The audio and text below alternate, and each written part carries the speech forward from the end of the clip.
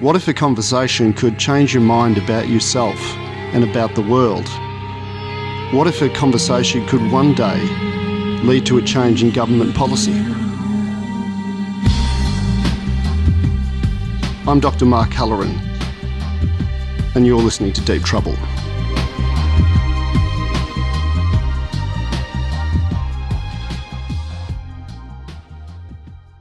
Hello and welcome. We're back in the studios at Main FM, and I'm Steve Praposh, editor of TroubleMag.com. And I'm Dr. Mark Halloran. And you're in deep trouble.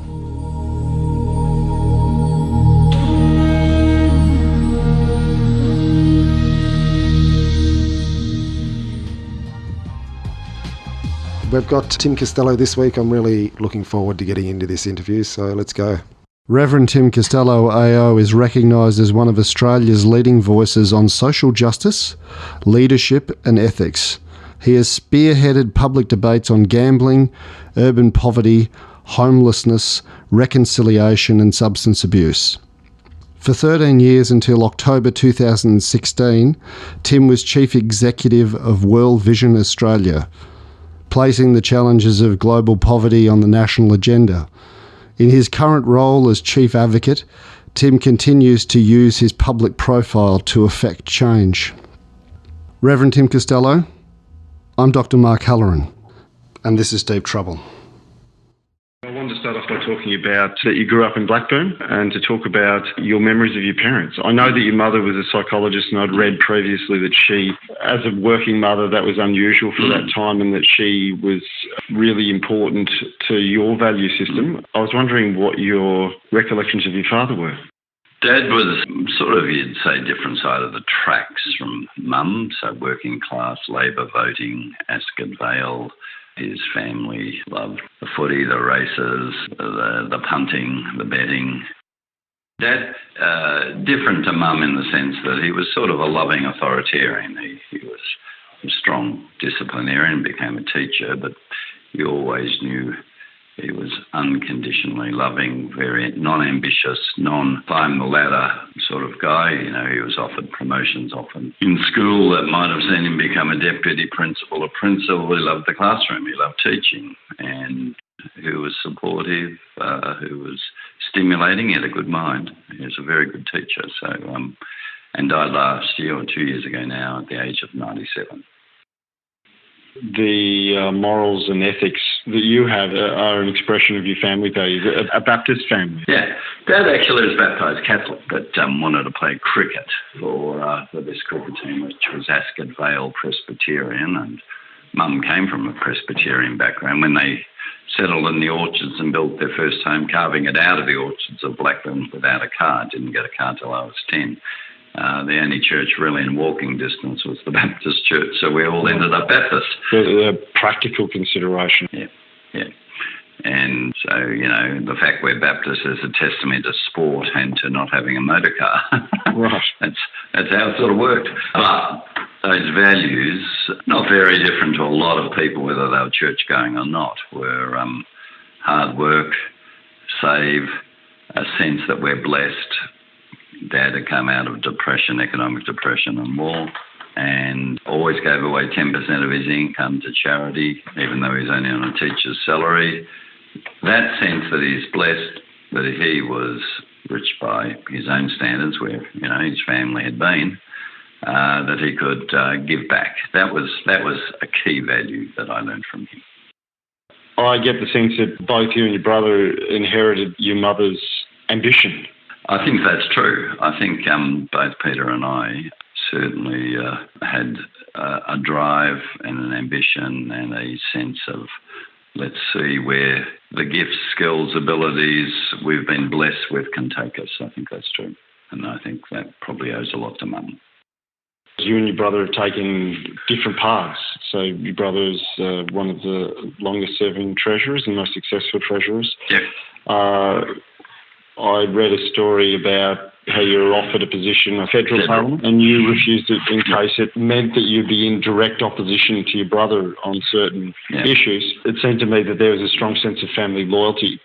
It would have been the first time you'd had brothers in the same parliament in different parties in Australian political history. And party politics is partisan. It puts pressures on relationships and families. That was certainly a factor that I thought about at the time. What is your relationship like with Peter?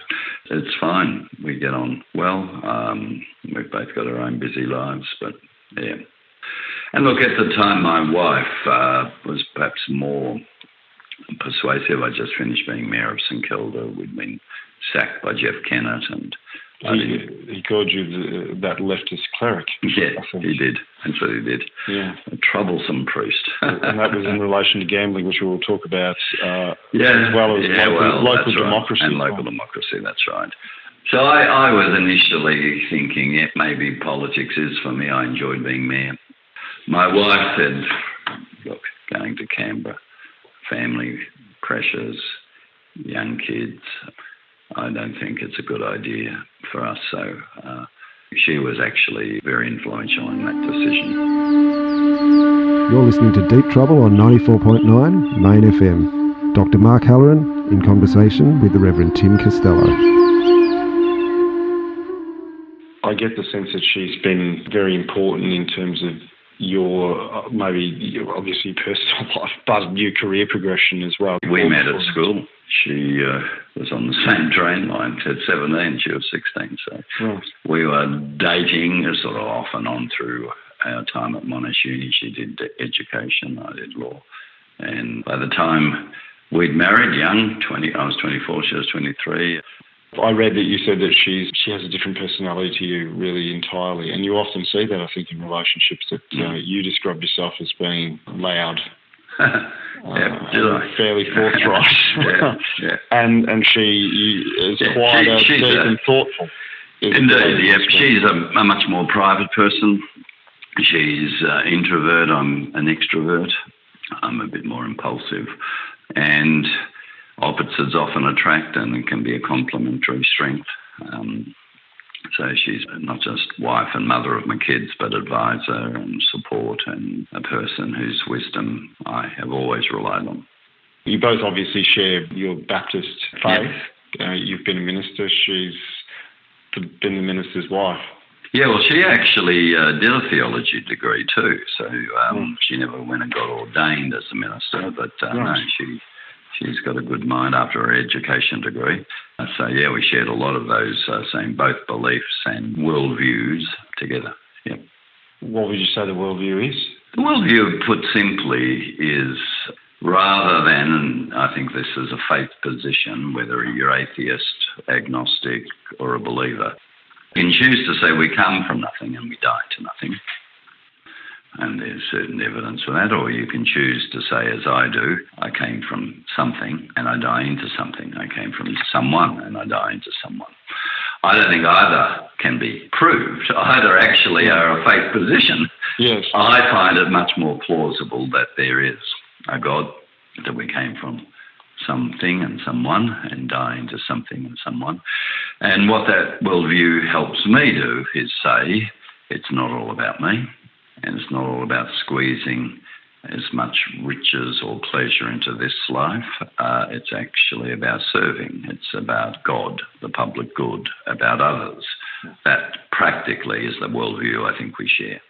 Who is God to you? Well, I think God is being or existence, rather than being able to, paint a picture of some benign grandfather, Santa Claus, sitting up in the clouds. God is being or existence itself. Yes. I think that God is consciousness, that when we have mapped the whole brain and every chemical and electrical impulse and synaptic nerves in the brain, we will not be one step closer to mind or consciousness. Not one step. So for me, God is that consciousness. Now, in my faith, I don't know at what point inanimate cells in evolution woke up and became animated, conscious, but that's for me what I understand God as being. You're listening to the Deep Trouble podcast. Dr. Mark Halloran in conversation with the Reverend Tim Costello. I I think it's interesting because, there is a movement that's been going on for a long time, and which is sort of embodied by the new atheists now in America, the Richard Dawkins, the late Christopher Hitchens, Sam Harris. I guess what the New Age is saying is that ethical and moral responsibility can be decided at a secular humanist level. Sure. So I absolutely agree. I don't think you have to be religious to be moral or ethical. And Right. I've never ever said that or believed that. I think Harris, Hitchens and Dawkins set up a straw man of religion. I think they're secular fundamentalists. I don't think they even understand religion. What they did was set up the straw man of the most fundamentalistic, legalistic, and then they knocked that straw man down. That's incredibly shallow, and they haven't even taken the first step to really theologically understanding what religion and faith is doing. But on the question you asked, absolutely, you don't have to be religious to be moral or ethical. I've never believed that. I suppose if you look at world history and you look across culture, spirituality seems to be an important component of human experience. Every culture has come up with something divine. Totally. Look, we often get these dead-end arguments that, that Hitchens runs, that religion causes all the violence and poisons everything. Well, until 1789, the French Revolution, every single society was profoundly religious. 1789 was the first, if you like, secular government. Yes. So that revolution devoured its own children. Secularism post that, whether it's Pol Pot or Lenin and Stalin or Mao, has killed arguably far more than all the religious wars. They had the means to kill far more. Violence is endemic to humans. To actually say somehow religion causes all the violence, I think it's a nonsense. It's the straw man I'm talking about. Perhaps it's more important to say that if you give human beings an ideology, whether that ideology be religion or whether it be secular Marxism, the human beings have the potential for violence through that. Yeah, I don't think it's ideology. I actually think it's human will to power. That is a fundamental part of our makeup, so that we have this ability for altruism and empathy. We also have this extraordinary self-interest of will to power to actually feel both superior to and over and above and to rule. Sometimes religious ideologies bolster that, sometimes they don't. Sometimes secular ideologies bolster that, sometimes they don't. I think it's innate to humans. I think my point was that human beings have a propensity to take something. I mean, if you take the message from Christianity and the Synoptic Gospels, love your enemy as yourself. He who gives up his life for his brother shows the greatest love of all. There is a message there, Totally. which is one of love, and yet even that message given to power, the Roman Catholic Church, led to the Crusades, led to the Inquisition. We know from early history that the first 300 years, the followers of Jesus were pacifist. They wouldn't join the army. They cared for the poor, not just Christian poor, but Greco-Roman poor. We know that Constantine, the emperor, declares Christianity the official religion, and Christianity gets married to power and, in my view, corrupted. And suddenly Christians are soldiers of the Christian Roman Empire, killing. Now, how do you go from Jesus who says, love your enemy, to killing? That, you might call it ideology, but that was actually a marrying of religion to state institutions and power that I think particularly corrupted and compromised what Jesus explicitly taught, which was the very opposite of that. And I suppose Marxism, as you said, there's an instinct there. Yeah, instinct, or good instincts, but then it gets corrupted. Yeah. I suppose a lot of your work, you've been the CEO of World Vision, you're now the Chief Advocate, which is a change in position which you've said that you've welcomed, giving you more opportunity to meet people on the ground. You've been a chair of Make Poverty History. So throughout your career, there is this championing of justice or social justice. What is your first memory of injustice, your own personal injustice, of iniquity, when you started to think that this is not right? I often, somewhat tongue-in-cheek, say sharing a bedroom with my brother. We would have our fights. My father, who was a loving authoritarian, would come in, woken up on a weekend and say, I don't care who started the fight. I don't want to hear the story. I'm punishing you both. That's where I got interested in justice. I reckon Peter started more of them than me.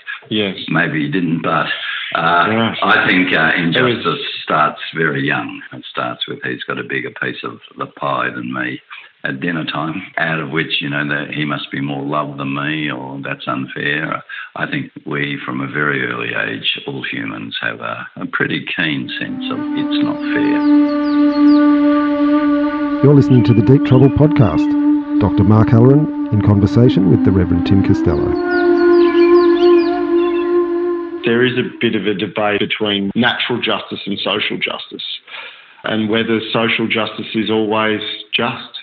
Look, justice has a number of strands. In the criminal courts, it's retributive justice. You've done the crime, you do the time. We certainly know in economic justice, in some ways, a Fair Income Tax Assessment Act and a fair taxing system is the greatest instrument of social justice. It says the more you have, the more you actually should pay to fund the services we need. There's restorative justice, the idea that when a wrong has been done, we restore the parties as close as possible to the original situation. And sometimes in criminal acts that involves the victim and the perpetrator sitting together, and the victim being able to just try and get an explanation. Why did you do that to me? It restores my sense of understanding and dignity back to being able to have an answer. There's lots of strands of justice. Often they're competing. Often we know that social justice would say a person who's doing a crime and time under retributive justice was abused as a child and lived in poverty and bullied and harassed and toughened up to survive. But that of itself may not save them from doing time and being punished. There's always tensions in the notion of justice. I work within corrections, and people often talk to me about what they see as injustice, inequity in terms of sentencing and things like that. And I heard a lawyer say that you can never confuse justice with law. Yeah, that's true. Look, I would say that justice in public policy that's non-discriminatory and fair, is love applied. It's hard to love, which you can do on a personal and individual basis in public policy. The application of love in public policy I'd call justice, where it's impartial and it treats people fairly, not according to gender, race. It has categories that try and understand the sorts of things I just said, the abuse or the poverty. But it's always imperfect because the law is imperfect. At the end of the day, only God knows. And imperfect laws and courts can never quite know the truth and how to balance all those factors. It will try and approximate justice, and that's the best you can try and do. But the lure of love, to say we should try and love, actually helps reform justice, approximate it with better laws and better practice. That's the theory anyway. Well, it seems that the lobbying that occurs from people who work within social justice towards legislation at a state or federal level and also informing law is about the idea that the law doesn't get it correct. Sure. Maybe even a lot of the time. A conservative viewpoint, a right or a far-right conservative viewpoint might be about retributive justice. It's about punishment. This person has done the crime. There's not context taken into account in terms of the person's personal history. I wondered, can you understand where people come from when they have that point of view? Oh, absolutely. That's why I was a criminal lawyer. I was mainly defending. I always did defendant work, and I always was on the side of trying to take the full context and explain and mitigate it. So that's where I came from. But equally, society has a right to protect itself, and that balancing is really hard. It's very difficult. You're listening to the Deep Trouble podcast. Dr. Mark Halloran in conversation with the Reverend Tim Costello. Do you prefer being chief advocate of World Vision? Look, at this stage of my life, absolutely. I enjoyed being CEO, but managing 500 staff and a big budget and heavy management load when management was never my great passion. No, this role has freed me up. World Vision's projects have expanded under your tenure, I think doubled in fact.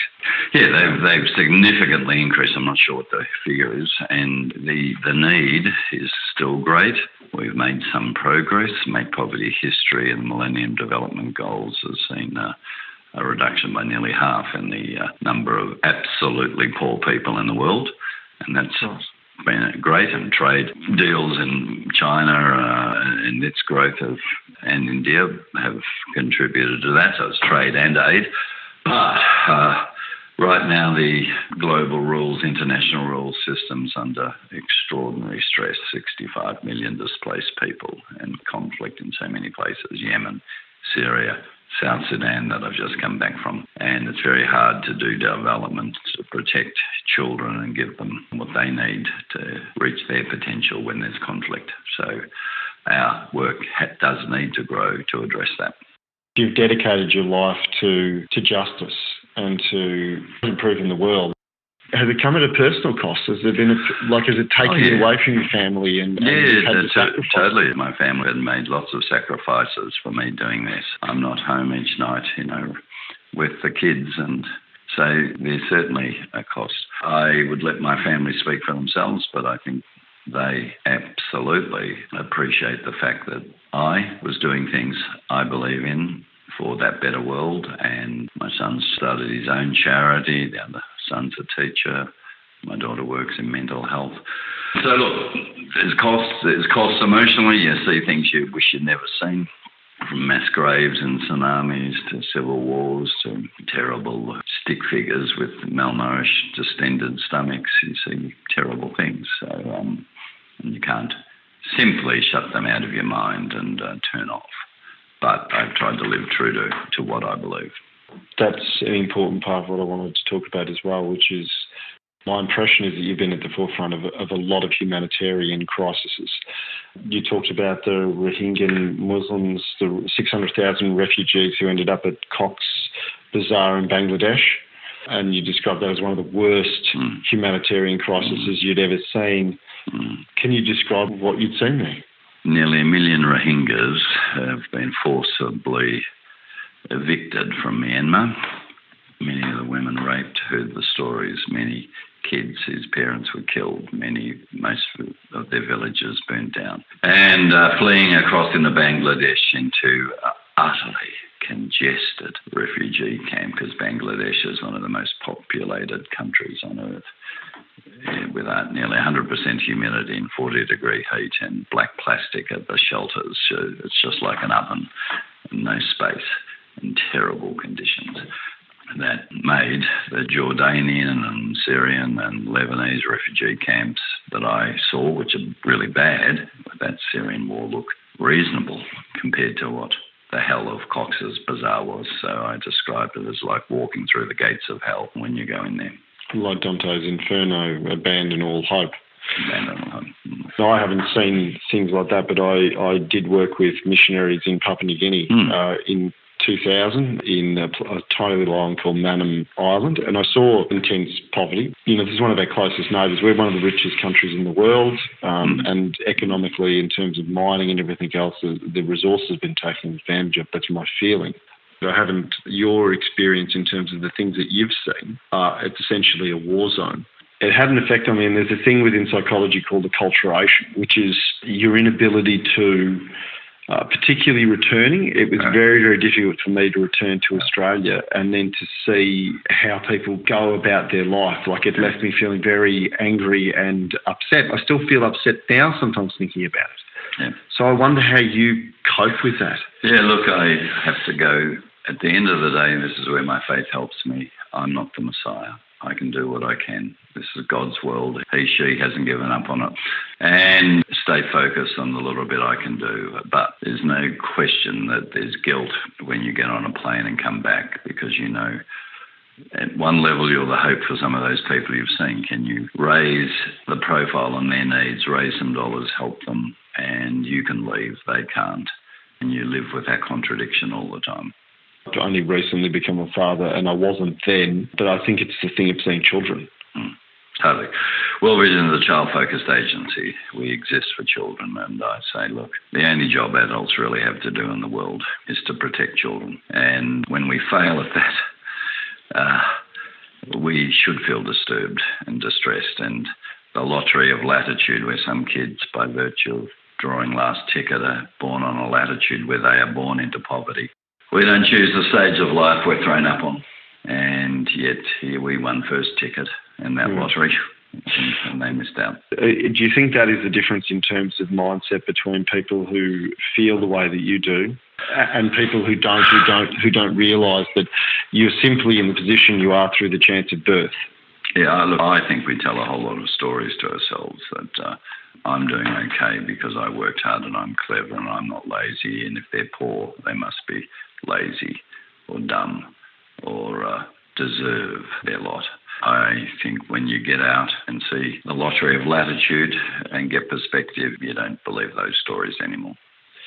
I think that, having seen people starving and the feeling of anxiety and distress, it's understandable that people try to tell themselves that story, to try to make meaning out of it in that way. Yeah. Look, humans can't cope with too much overload. And I understand that you want to shut down and say, not my problem. I've got enough problems. That's all I can cope with. I get that. Does it make you angry with it? Well, I think I'd put it differently, that what makes us human is the ability to empathise. What distinguishes us from animals is to imagine and empathise. And then out of empathy to say, and can I do something about that? That's what makes us human. That's what you'd ask of other people. Yeah, be fully human. Yeah. You're listening to the Deep Trouble podcast. Dr. Mark Halloran in conversation with the Reverend Tim Costello. I just wanted to briefly touch on the work for the Australian Council of International Development that was on Manus Island, and the piece that you wrote in The Guardian was in relation to that, and saying that, well, if Cox's Bazar was hell, the gates of hell, this is purgatory. And I got the sense from that piece that although the conditions weren't the same, it was more difficult. Because, like Noam Chomsky says, you said that we're complicit in this, and this is our ethical responsibility. No, the difference is that I'm an Australian citizen, and this is a situation of our making. The conditions are nowhere near as bad as Cox's Bazar or Syrian refugee camps. Yes. But the sense of hopelessness is great. I'm just back from South Sudan and northern Uganda. 1 million South Sudanese have fled ethnic violence into northern Uganda. And so, the camps I've been in there are vast, and there's been terrible suffering, but there's hope.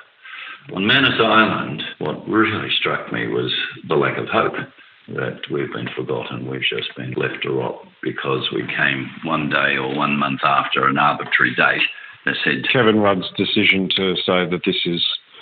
No one who comes by boat will ever settle in Australia, and we won't let them settle in New Zealand, even though New Zealand is offering to take them. Yes. That, and we conflate, this is the thing that upsets me most, refugees and terrorists. Right. Say we can feel justified doing this because they could be terrorists. Most refugees are refugees, and 80-90% of Manus have been found to be refugees. They're not terrorists, they're refugees. And that one day, if tyranny or fascism descended on Australia, could be me and my family fleeing as a refugee. That's what empathy does, exactly. The argument that was made was that sometimes you have to be cruel to be kind. This offshore detention, which is almost deliberately cruel, is a deterrent as a way of stopping further cruelty through death. We know that's not the case. Sure. What we know is that the boats are being turned back. Boats are always trying to come. People smuggling is a business. If they're not smuggling people, they're smuggling drugs. They're smuggling other things. It's called business. Right. It's always happening. If that was right, that this law saying you'll be indefinitely held and you'll never come to another country, a first world country, and that stopped the boats would have surely all started. They're going anyway all the time, but just to follow the argument, when we said, OK, you can go to America, right, because there's a route. Both sides of politics and the elite know that it's the turn back, it's the ring of steel that actually is effective, not saying we have a law that says you can never come to Australia. That actually hasn't stopped anything. Right. So in my view, this is studied cruelty, and I think it's morally wrong. I think being done in my name, seeing the deterioration of people locked up for 5 years on Manus Island when they were refugees is terribly disturbing.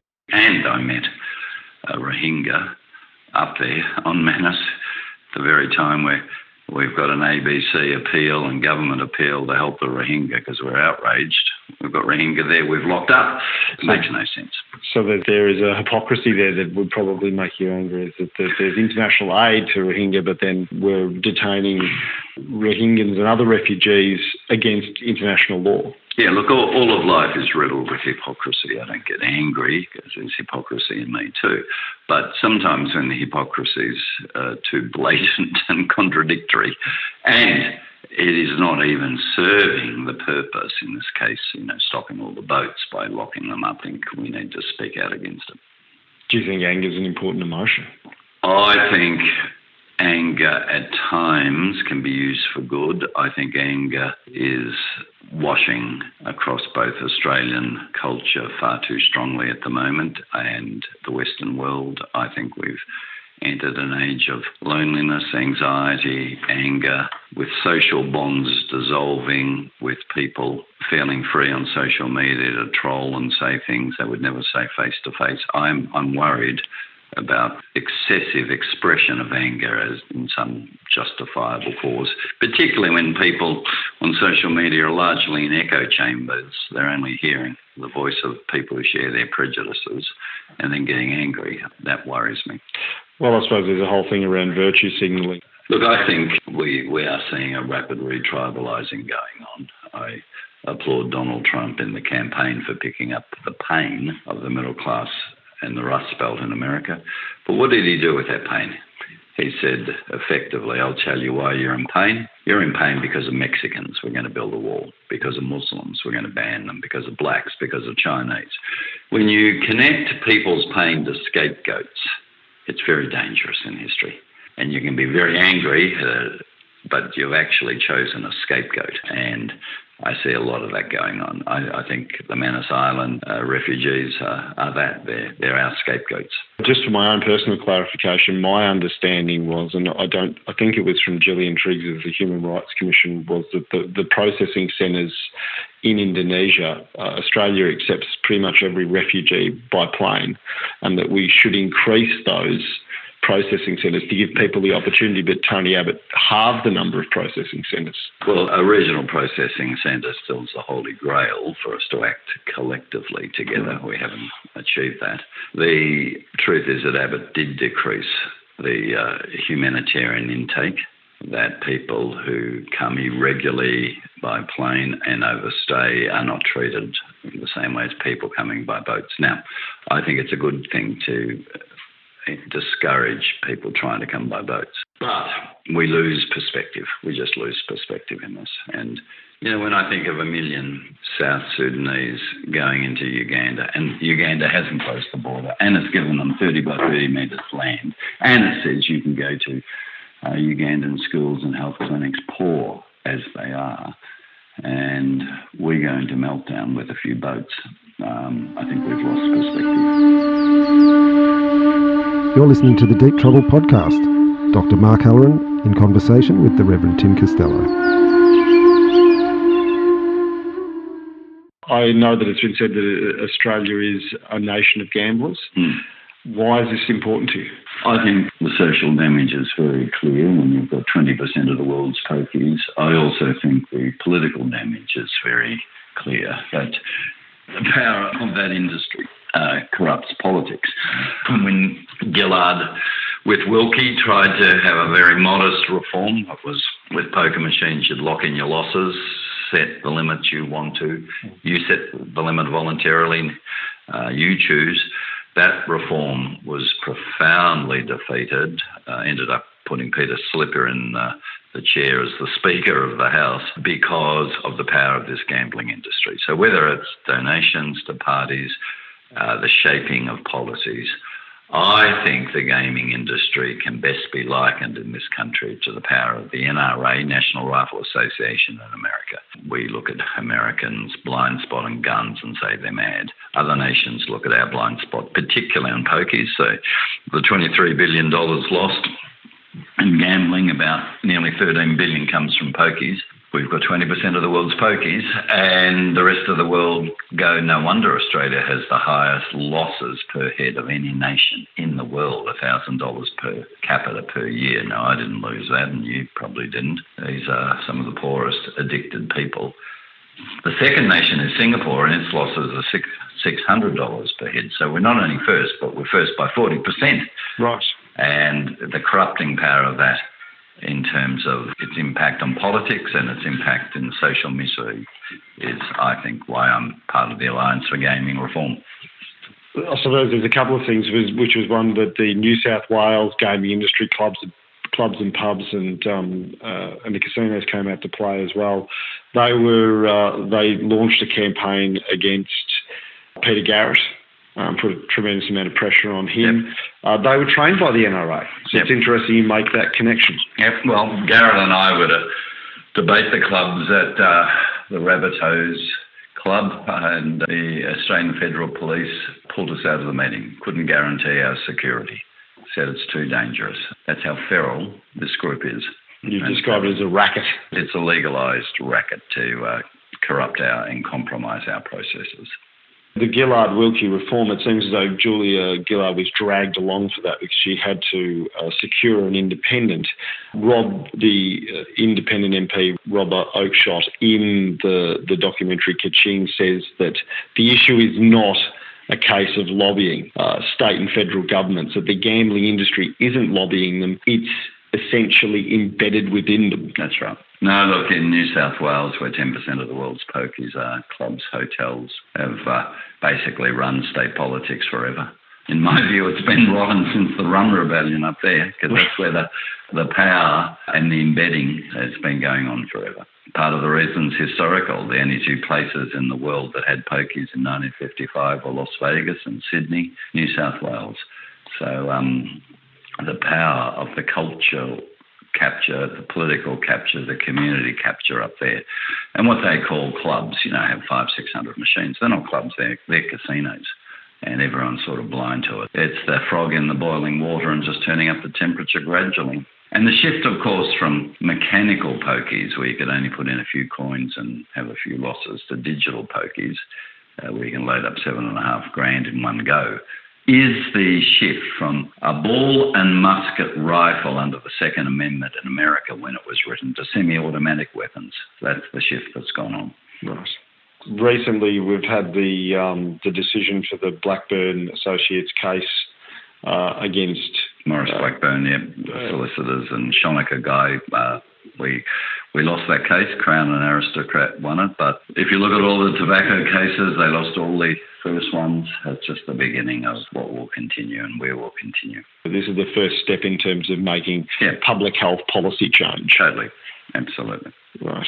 The allegations against Crown? Well, we believe they will one day be brought to account. The judge found that we hadn't shown essentially that people playing the pokies, when they have been told you get 80 cents in your dollar back, is linked particularly to the near misses and the losses disguised as wins.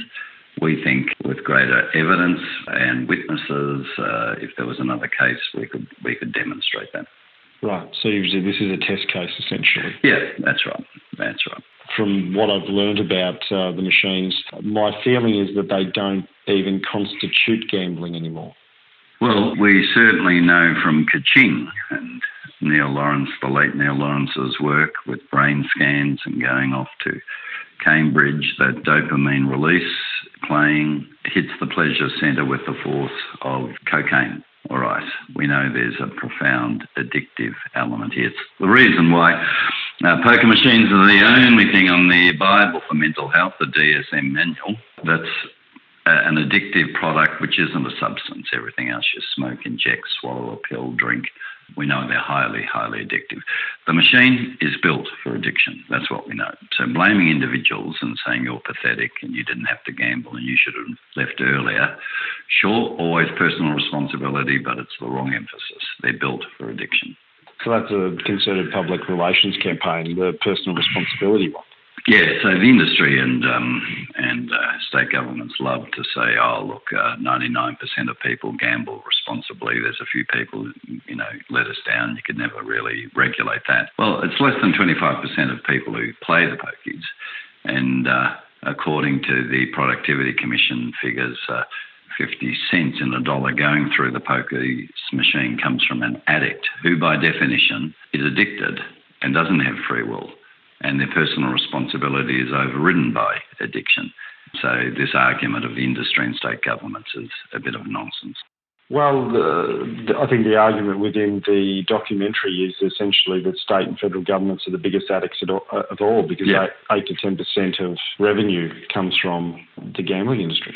It's just such easy money. You don't have to make other difficult political decisions. You just let more pokies go into the poorest areas. Yeah. And you call that governing. State licenses, state-sponsored gaming, addiction, crime, bankruptcy, kids going hungry, and you call that governing. I guess the conservative or the libertarian argument may be that they'd say that you're a Baptist who's got a bit of a Puritan streak and that people should be able to gamble to their heart's content until their wallets are empty. Yeah, I was never approaching this from a moralistic approach.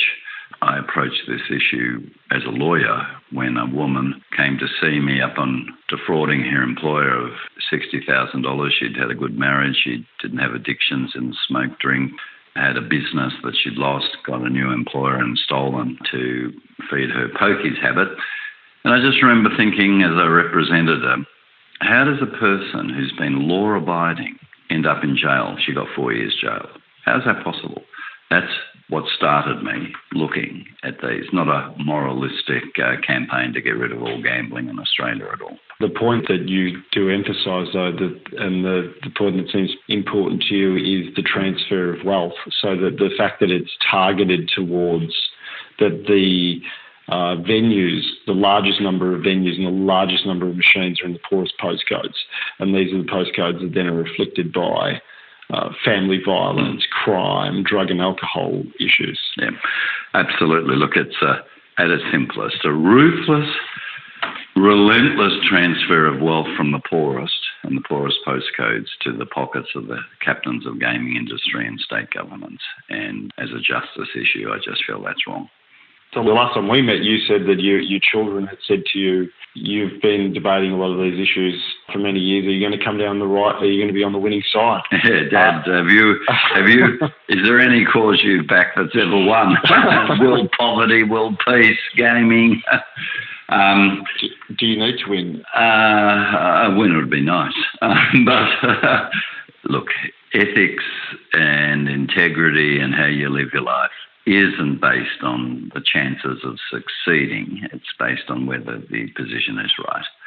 And, there's a nice Bible verse, preach the word in season and out of season, when it's convenient and when it's inconvenient. And part of me says that's actually how you live your life. You live it faithfully.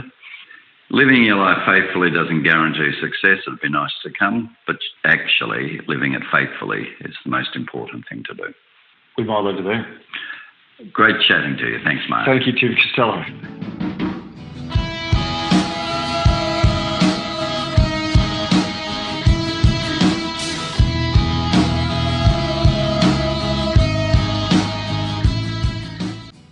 Okay, so that was the Reverend Tim Costello on 94.9 Main FM in Deep Trouble. Mark, what did you think of that?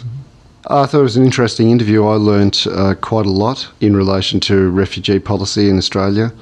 I think we came to a impasse in terms of our discussion in terms of ideology and power, although the more that I thought about it now, I think that's a really interesting point around the way that power can corrupt an ideology, regardless of whether it's religion or whether it's a political system. And that point he made at the end, live your life faithfully, I think he certainly does. I mean, he's been at the helm of an organisation which has reduced world poverty, and he was a chair on the board of Make Poverty History, so he's been involved in movements which have changed the world, and I don't think many of us feel as though the things that we do can change the world. No, absolutely. Do you think we're trying to change the world, Mark? Trying to inform the world, at least. So, speaking of informing the world, who we got next week? Next week we've got cancer scientist Professor Jennifer Byrne, and she was named by Nature as one of the top 10 people in 2017 who mattered, because she uncovered a series of actions which were perpetrated by Chinese laboratories where they had conducted fraudulent research. And so this really could lead to a paradigm shift in terms of the way that we assess research in terms of reproducibility. All right, some more deep discussions coming up on Deep Trouble next week. Thanks for being with us.